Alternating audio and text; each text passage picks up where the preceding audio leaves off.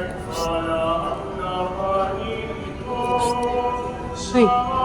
uy.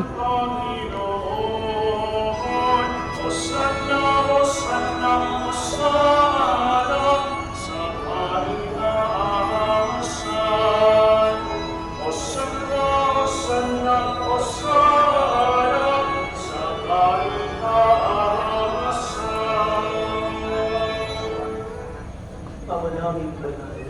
Ikaw ang ugal ng tanang kabanal. Kaya sa pamamagitan ng iyong Espiritu, gawin mong banal ang mga kaloob na ito upang para sa amin maging katawan ng dugo ng aming Panginoong Yesu Cristo. Bago niya pinagtiisang